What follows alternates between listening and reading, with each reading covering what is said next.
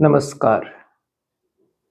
If I am asked to name 7 such texts from the corpus of Sanskrit literature that have created the foundations of world culture, I would name them in the following order: Rig Veda, which is the oldest book in the world library, then Valmiki's Ramayana, then Vyasa's Mahābhārata, next is Panini's Ashtadhyayi, and after that Kautilya's Arthashastra. This makes 5. On number 6th and 7th come Nāṭyaśāstra ascribed to Bharat Muni and Kama Sutra of Vatsyayana. Nāṭyaśāstra comes at the 6th number in the order, not because it is less important, but because in the chronological order it is coming after Rig Veda, Ramayana, Mahābhārata, Ashtadhyayi and Arthashastra.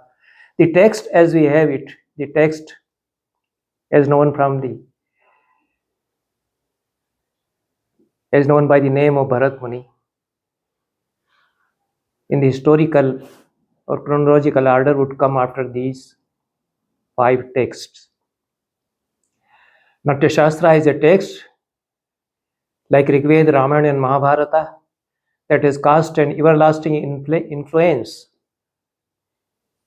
on the regional traditions of India, on Indian culture, and on world culture, especially on the theatric traditions of many Asian countries. Mahābhārata is invariably linked to Nāṭyaśāstra. So in today's lecture, we will be discussing the interrelationship between the Mahābhārata and Nāṭyaśāstra. Mahābhārata is not only one of the greatest poems in our literature, it is also one of the greatest repositories of knowledge systems. And rightly, therefore, the masters of our literary theory, the Acharyas of Kavya Shastra or Sahitya Shastra, describe this great epic as a Shastra imbued with the lustre of Kavya. Mahābhāratepi Shastra Yonau. Anandavardhana says in his Dhvanyaloka, Mahābhāratepi Shastra Rupe Kavyachhayan Vaini. It is actually a Shastra, but imbued with the beauty of Kavya.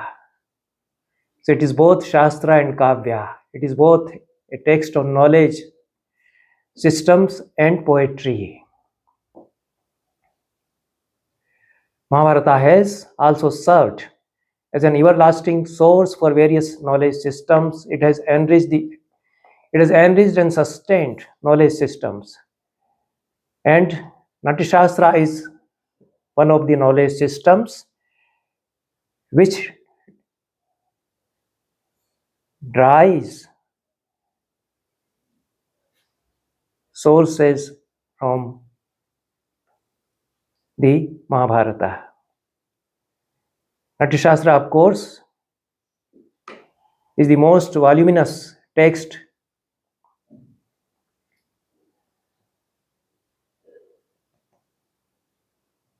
on performing and visual arts, theatre, aesthetics, poetry and drama that was produced more than 2000 years ago in our country. It has been a perennial inspirational and regulatory source for aesthetics, poetics and performing arts. It is said about the Mahābhārata that whatever that is in Bharata, that is also in the Mahābhārata or Bharata. Yanna Bharate, Tanna Bharate. Whatever that is not in Bharata is not in Bharata. There is a pun on the word Bharata, meaning Mahābhārata and Bharatvarsha both. So whatever that is in Bharata or Mahābhārata is in Bharata or Bharatvarsha, and whatever that is not in the Mahābhārata is not in Bharatvarsha. So Mahabharata is all about Bharatvarsha.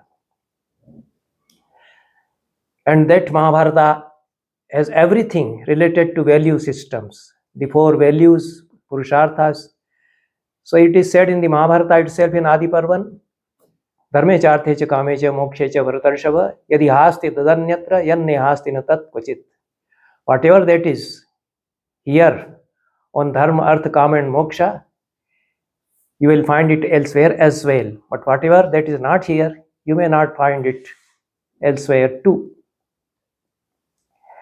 The Nāṭyaśāstra of Bharat Muni can also be described in the same terms with relation to arts and aesthetics, and Bharat Muni can be viewed as a Vyasa in this area, in the area of aesthetics, performing arts, drama and dramatic art.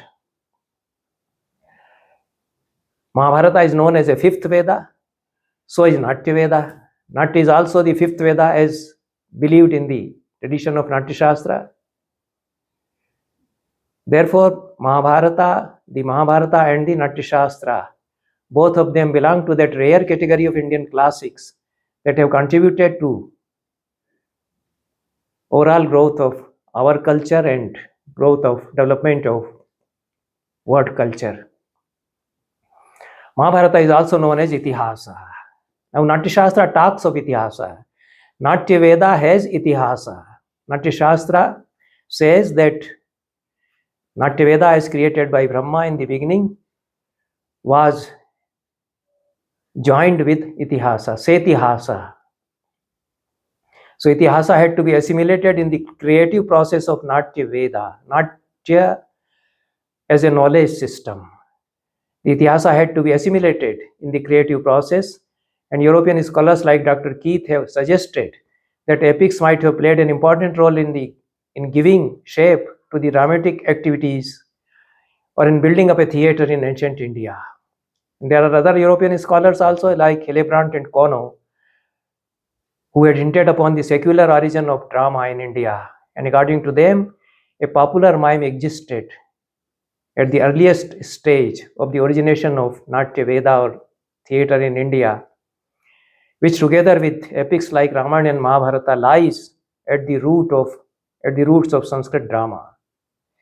Dr. Manmohan Ghosh built up a complete theory of origination of Sanskrit drama through epics like Ramayana and Mahābhārata. So Sanskrit drama and its theory and practice, they are invariably related to the epics and especially to Mahābhārata. Because the epics were recited by the Kathakas, and this recitation developed in dramatic narrative or in the performance of drama. Natya would have remained just in the form of a Veda unless Itihasa was adopted for its comprehension. Itihasa has provided contents to the mere form of Natya, and Itihasa is Mahābhārata. In our tradition, Mahābhārata is defined as Itihasa, and the finest examples of Itihasa are Mahābhārata and then Ramayana also. According to Nāṭyaśāstra, Natya is not only a Veda, the fifth Veda, open to all without any discrimination of caste, color and creed, it is an Itihasa as well. In the myth as retold in Nāṭyaśāstra, Brahma is said to have created not only another Veda, he is said to have created an Itihasa as well. Itihaso maya srashta. When he creates Natya Veda, he says that I have created this Itihasa also. A very important link which Mahābhārata supplies to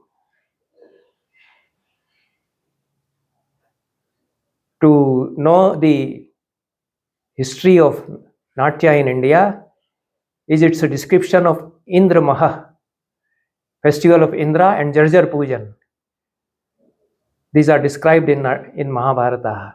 And Nāṭyaśāstra also takes Indra Maha and Jarjarpūjana in the structure or in the performance of Natya.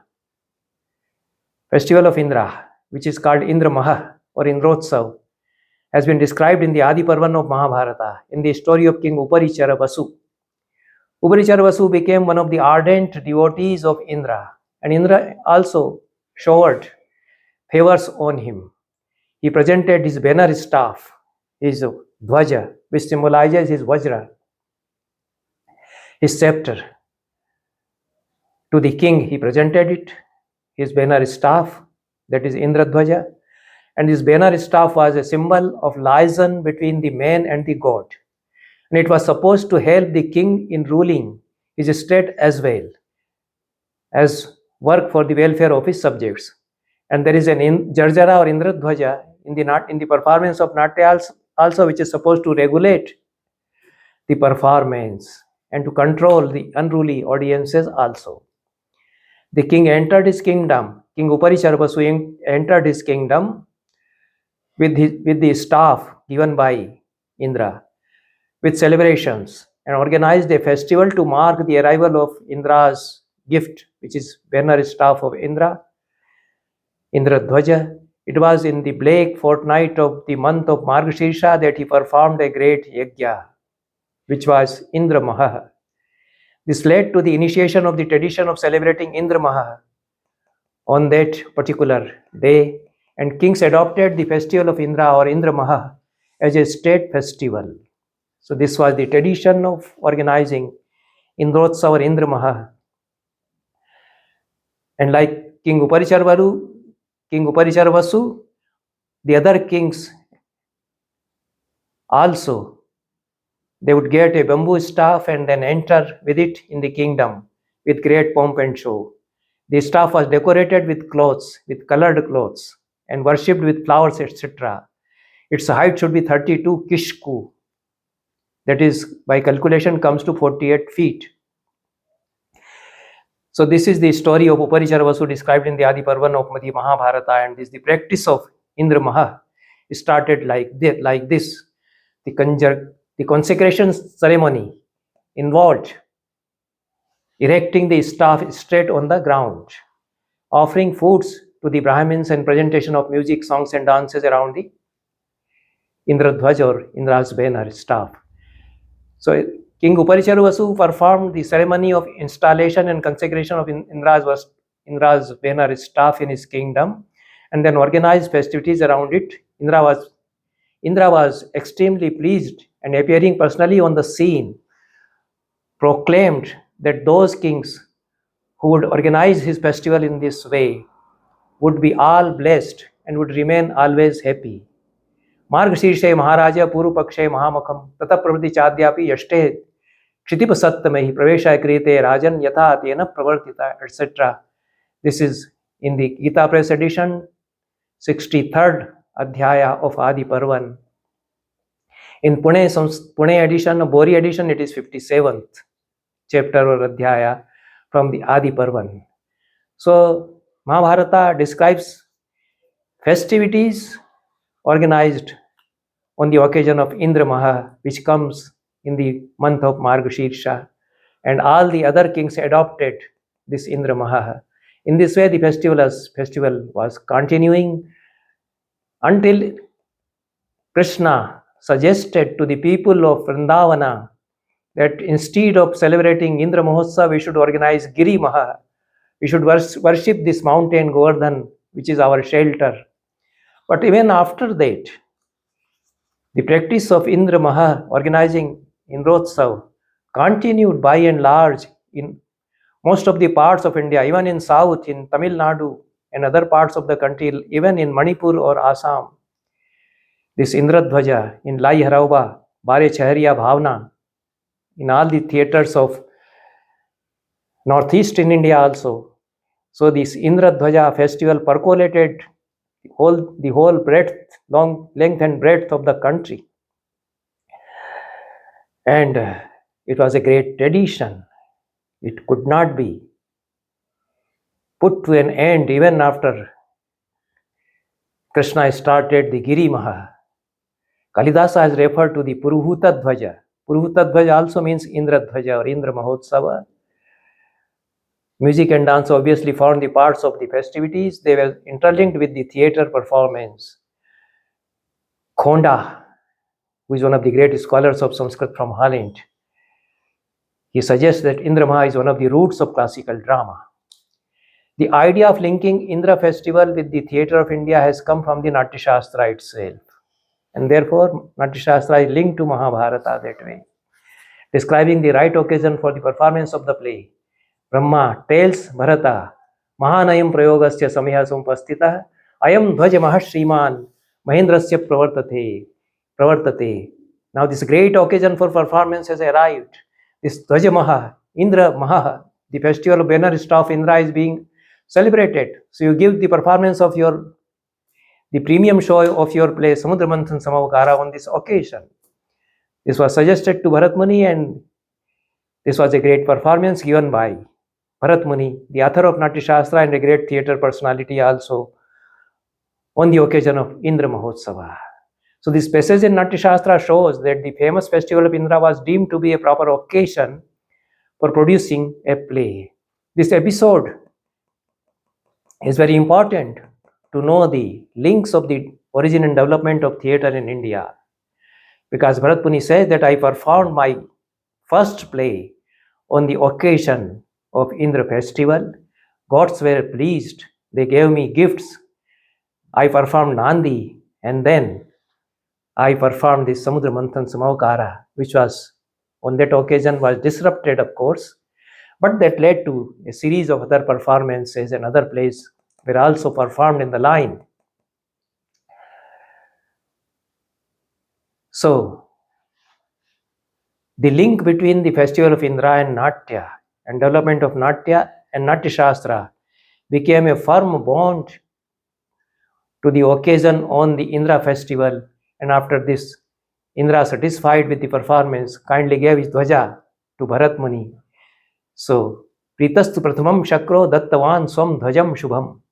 As Indra presented his banner staff to Uparichara Vasu, he presented his dhvaja, banner staff, to Bharat Muni as well.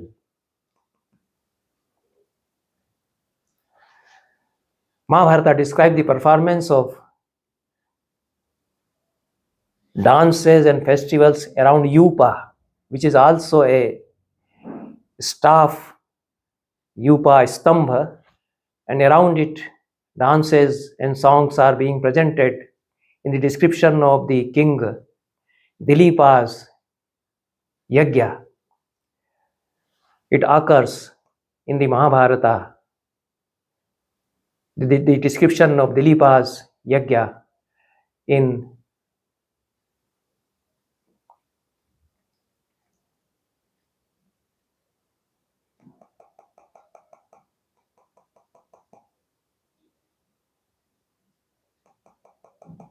Adi Parvan itself. The second important thing which emerges from the Mahābhārata with regard to its links with the development of Natya and Naṭyaśāstra is the Sūtradhāra. Sūtradhāra or the Sūta. The Sūtas had attained a conspicuous position in the society when Mahābhārata was being compiled, because they were skilled in arts, crafts and technical sciences. In Vedic period, they contributed to the performance of rituals by constructing the altar, the Yajna and Yajna Mandap also. And they also presented dances, music and orchestra on the occasion when the yajnas were being performed. So dance, music and presentation of akhyanas was an invariable part of yajna ceremonies. The yajnas like Ashwamedha, Vajpaya, Somayaga, they included dances, music, songs, and over and above this, the greatest contribution which the Sūtas made to enrich the foundations of culture, Indian culture, was through the presentation or preservation of popular literature comprising legends or myths, itihasa, akhyanas or upakhyanas as they were termed in our tradition. This popular literature, which was comprised of various tales, was constantly growing and was being multiplied at the time when Samhitas or hymns of Veda were being composed, and especially when Mahabharata was being compiled. Atharvaveda has included Itihas, Purana, Gatha, and Narashanshi alongside of the three Vedas in the mass of literature that was delivered to the mankind by the Supreme Being.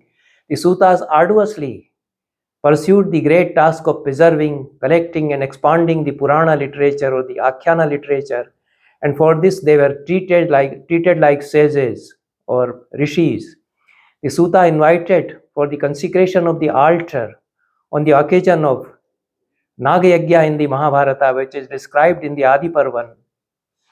The Nagyagya or serpent sacrifice of Janmejaya is described, the Sūta is described as Sthapati, which is an architect, Vastuvidya Visharad, that is adept in the art of house building, Pauranika, one who recites the Puranas or Akhyanas or ancient tales.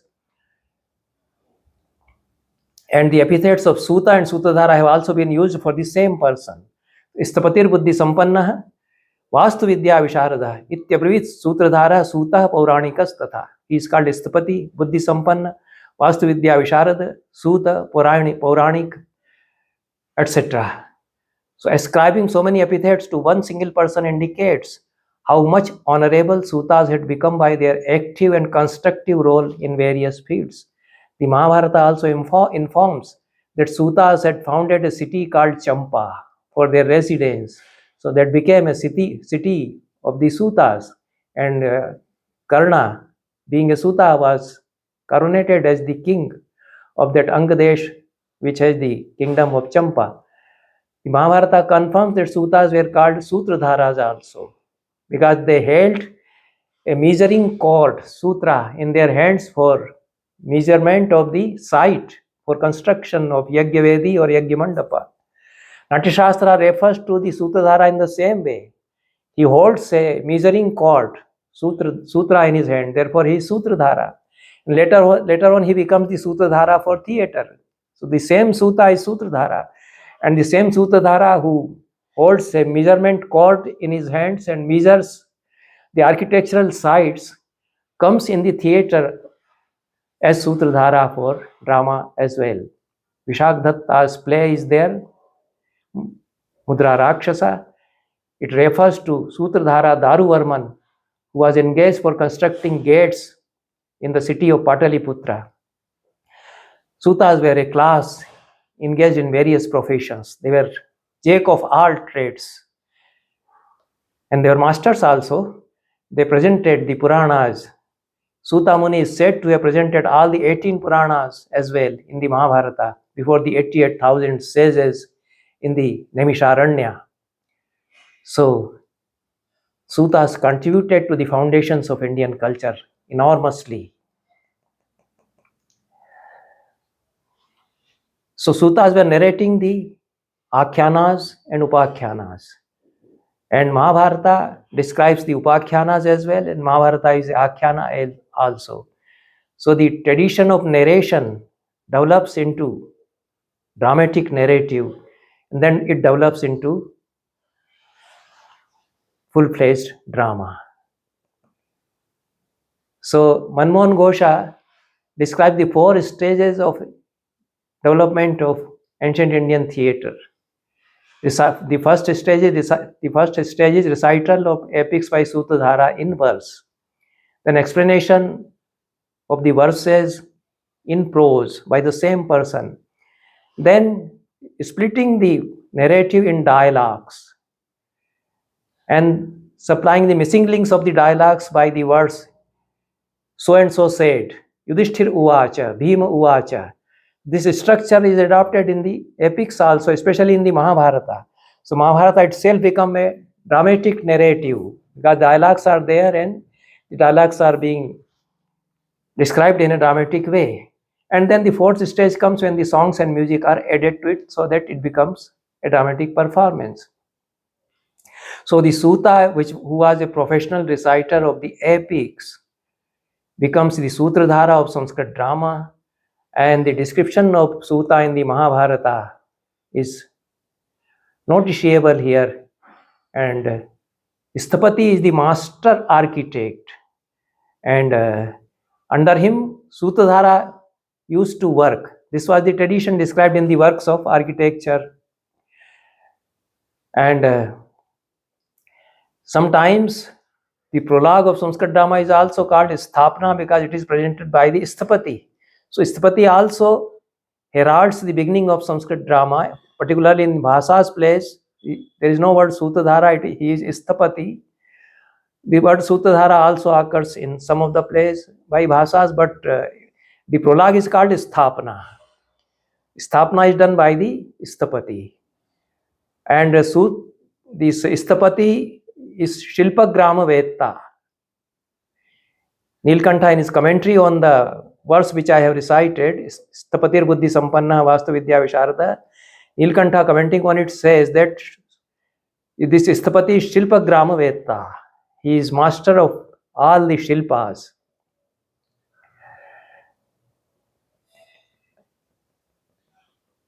And Nāṭyaśāstra describes how the Sūtradhāra would measure, what will be the exact measurements for the site of theatre building. Pushya Nakshatra Yogetu Shuklam Sutram Pravartayet. In the second chapter, 20th stanza, Nāṭyaśāstra says that in an auspicious Muhurta, which is marked with Pushya Nakshatra, the Sūtradhāra should measure the land with white cord or sutra.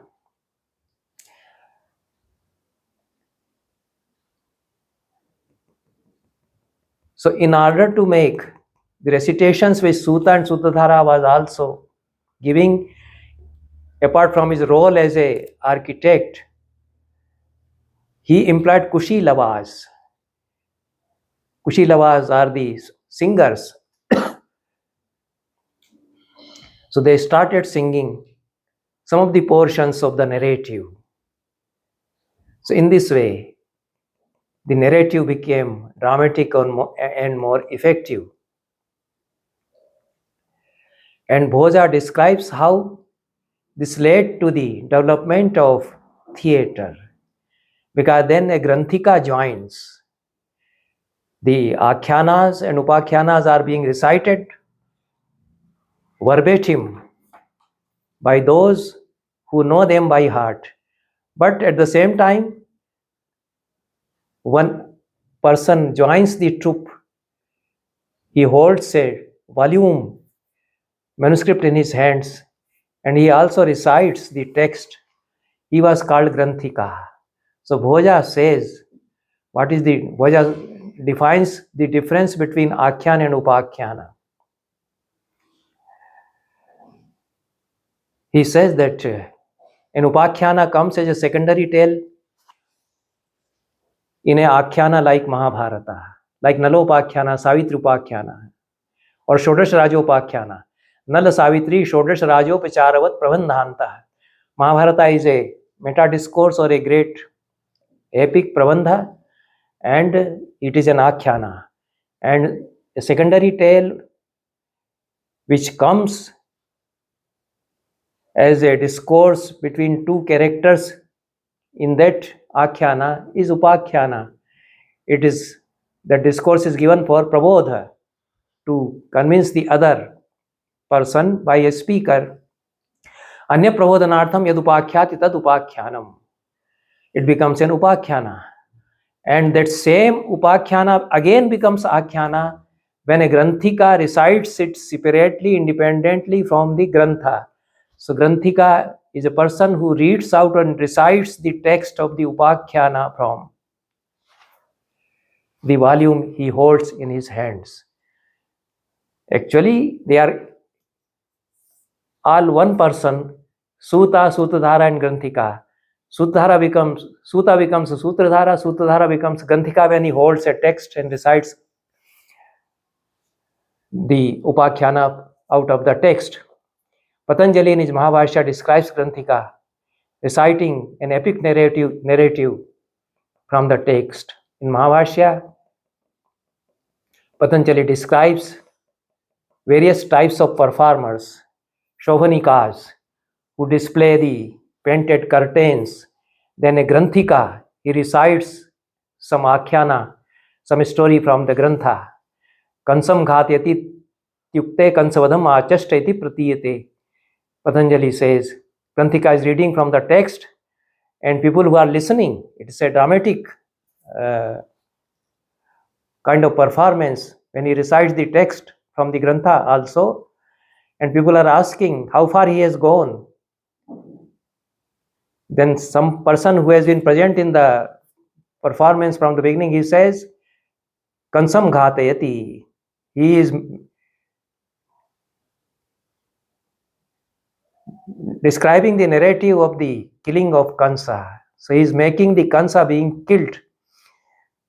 In this way, they will describe when they will discuss the performance of Granthika. So such performances went on during the times of Patanjali, and Granthika is described in the Mahābhārata at several places. When the dead Parikshita was revived, Parikshita was born as a dead child to Uttara, Abhimanyu's consort. He was enlivened by Krishna, and this became Parikshita's coming to life, became an occasion for festivities, for celebration.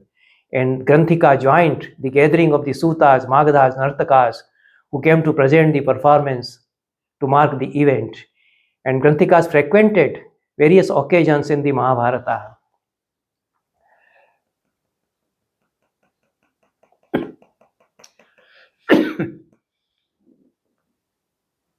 Harivansha Purana is a khil bhag of Mahābhārata. It describes several dramatic performances, and a full-fledged drama with all its accessories and paraphernalia was performed by the troop of Yadavas in the city of Vajranabha. This is described in the Mahābhārata.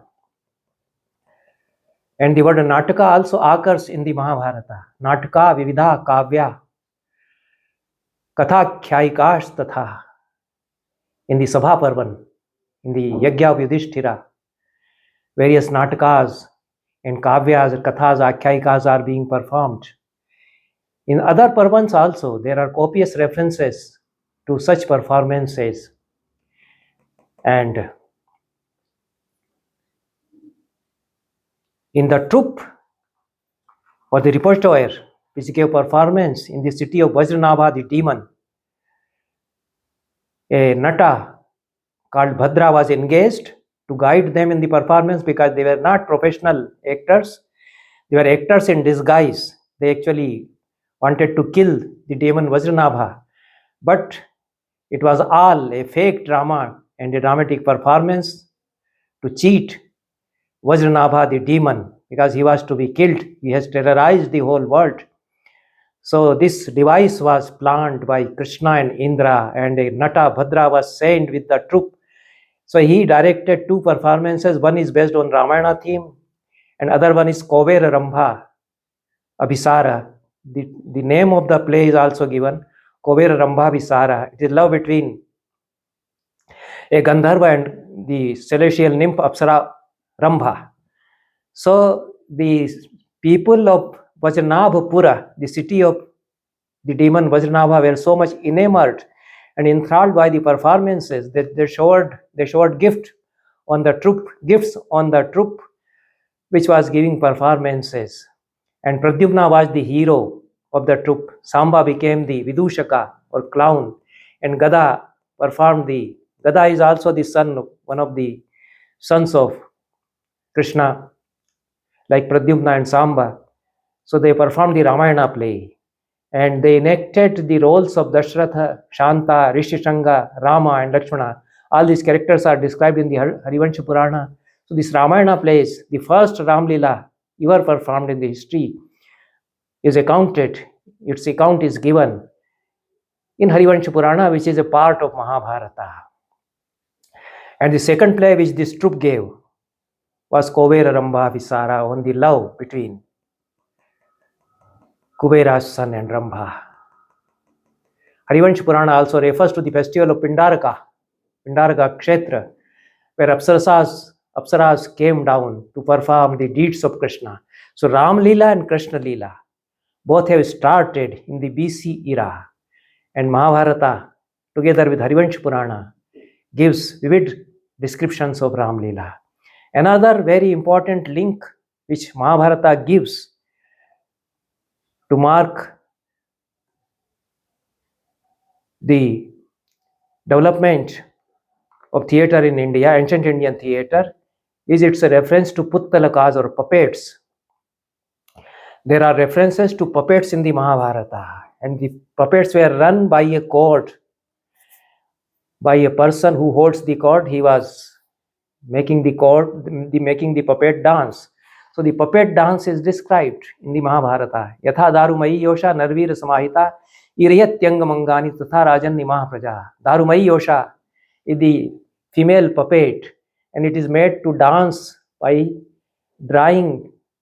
pulling the cords by the person who is running the puppet show. And several other references to Puttalakas, the puppets are there.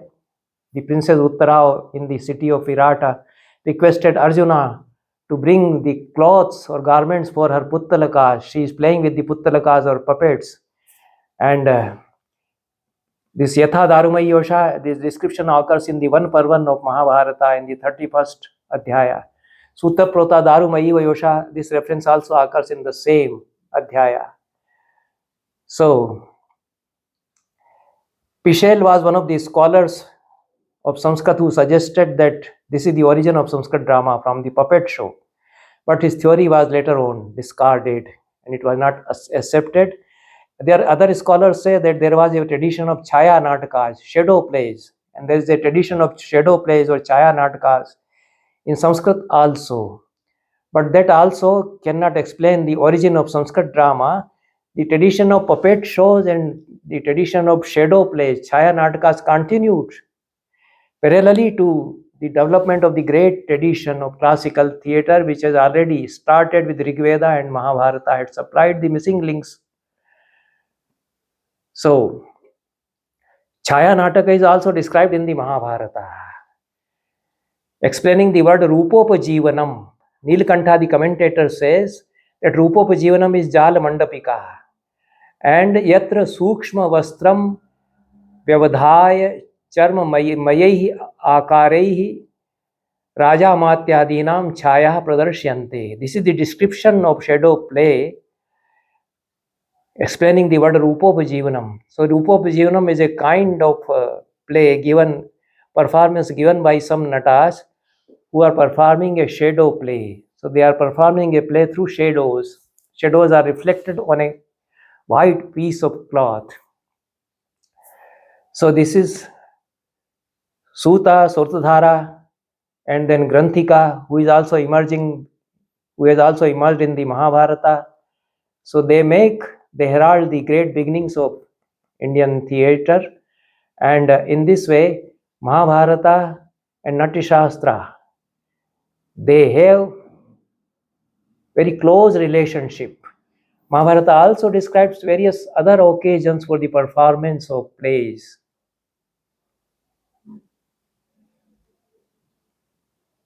Like yajnas, like marriage ceremonies, like Swayamvara, like the demonstration of martial arts by some princes.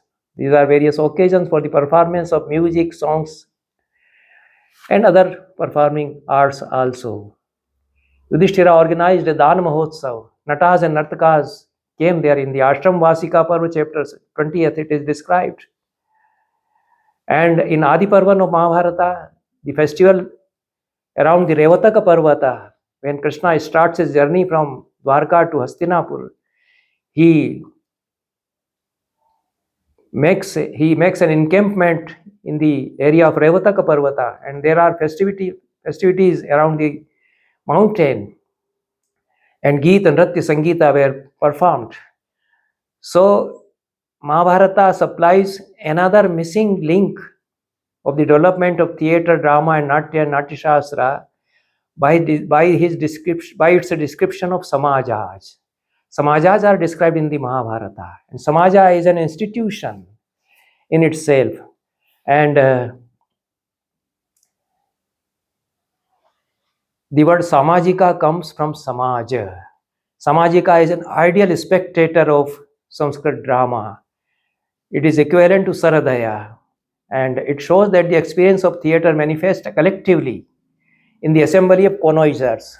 Samaja is an assembly, a group of art lovers, and samajas are organized. Samaja is an occasion for organizing a festival or dramatic performances. Samaja becomes an institution also, and Samaja is connoisseur, a group of connoisseurs or saradayas or rasikas. So Samaja was organized on the occasion of the Swayamvara of Draupadi. And this Samaja is described in the Mahābhārata. A great arena was created for various performances to be given by Natas, Nartakas, Sūtas, Magadhas, and Betalikas. That arena or area was called Samajavata. Samaja, as an institution, provided nourishment to various cultural activities. And in the honor of some deity also, some deva or god also, samajas were organized. One such samaja, that is Pashupati Samaja, is described in the Mahābhārata. And in due course, the word Samaja came to denote all the theatrical activities and began also to be used as a synonym for theatre. So organizing a Samaja meant organizing a theatric activity or organizing dramatic performances. The word Sabha also is related to Samaja. So Samaja and Sabha, these are two institutions which supported dramatic performances, and sometimes they are synonymous to theatre as well. Then very important description which correlates with the theatric tradition of Nāṭyaśāstra, which occurs in the Mahābhārata, is its description of theatre houses, prekshagaras. Construction of theatre houses, open arenas for performances was another noteworthy feature of Mahābhārata period. And Mahābhārata refers to 4 big theatre houses or prekshagaras and one Sangeet Shala. One big prekshagara was erected at the orders of Dhritarashtra for demonstration of martial arts by Kaurava and Pandav princes. But this prekshagara was also used for presentation of artistic skills by Natas and Nartakas. So Kaurava and Pandava princes were supposed to give the demonstration of their learning in Dhanurveda in this prekshagara, and there was a big platform, mancha, and around it the sitting arrangement was there for several thousand people. But before the demonstration of martial arts started, Natas and Nartakas were singing and performing dances, and they were using, as professional artists, using this platform or Rangpitha to perform their shows. So it was a great occasion, and another prekshagara was created by Virata in Virat Nagar. It was basically meant for the demonstration of Malla Yuddhas, Malla Vidya. And the word Rang and Maharanga are also used in this context. That platform is called Ranga. This word also occurs in Nāṭyaśāstra, Ranga, Rangapitha, Rangashirsha. And Maharanga also because its size is very big. Then Virata also had a Sangeet Shala or Nartan Shala, which is also called Nartanagar or Nartanagrah. In Virat Parvan, Adhyaya 21st, this Sangeet Shala has been described. In the daytime, the princesses like Uttara used to learn dance from Brahannala, who is actually Arjuna, in this Sangeet Shala. So it is Sangeet Shala for teaching dances. But this Sangeet Shala also becomes a hall for presentation of plays. As an intimate theatre, it serves the purpose of intimate theatre. So these prekshagaras, they were like Greek amphitheater, and circular arrangements for sitting of the audiences were made, and the platform or mancha, which was called Ranga or Maharanga, was in the center. Nāṭyaśāstra doesn't describe any such prekshagara, which is circular in the shape, and the Rangmancha, Rangpitha, is in the center. But in other texts in the line of Nāṭyaśāstra, Vrittakar Rangpitha is described, Vrittakar Rangmancha, Natyamandapa is described. So, in Bhava Prakasha and other texts, so this tradition which is recorded in the Mahābhārata of a round-shaped theatre building or theatre or open theatre also, which continues in later period, and on the occasion of Swayamvara, Swayamvara of Draupadi, Swayamvara of Damayanti, such prekshagaras were created and Samajvatas were constructed. And the shows or performances by Natas, Sūtas, Magadhas continues for several days together when a Swayamvar was organized. So this institution of prekshagara, where prekshagaras are constructed for the demonstration of martial arts, this led to interaction between the motifs of martial arts and theatre. So the motifs of martial arts were adopted in theatre. So there are several karnas and charis and mandalas which the mallas do when they are having a duel. When there is a demonstration of Malla Vidya, they are doing charis, karnas, and angaharas. So the Nāṭyaśāstra tradition adopts these motifs of martial arts in the structure of the performance as well. So in various categories of Angik Abhinaya, like Karana, Angahara, Chari, Mandala, they are actually derived from the tradition of Malla Vidya or demonstration of Malla Vidya and Dhanur Vidya in these prekshagaras, which were created by the kings for demonstration of martial arts. This interaction occurred because Natas, Nartakas are also present on the same platform where the martial arts are being demonstrated. So they are also giving demonstration to their theatrical arts, and mallas and the fighters, the persons who are adept in Dhanurvidya, they are also demonstrating their Dhanurvidya. So there is a scope for interaction between martial arts and theatre arts. So they interact with each other.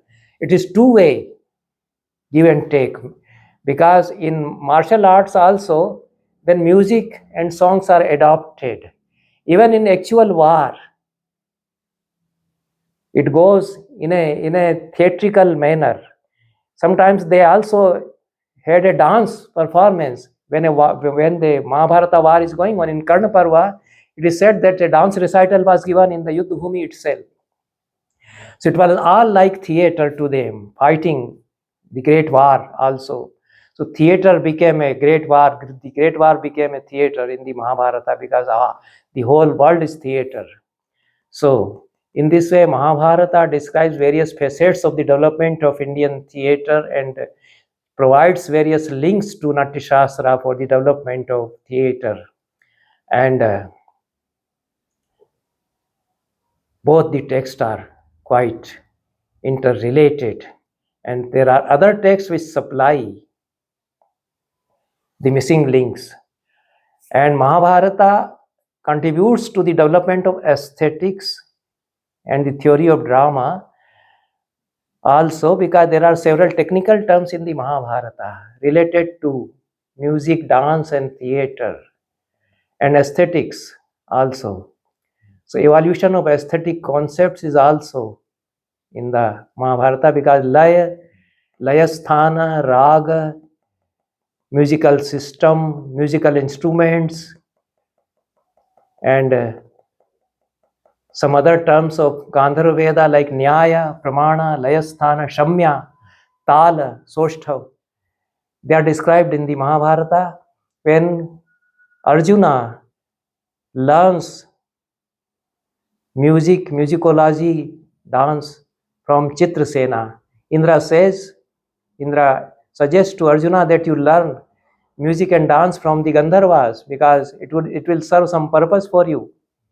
So in that context, several technical terms related to Gandharva Veda and related to the arts of theatre, they occur in the Mahābhārata. And foundations of Nāṭyaśāstra were in this way laid in the Vedic Samhitas, and they were strengthened in the epics, particularly Mahābhārata. Thank you very much. Here I would come to the end of this talk.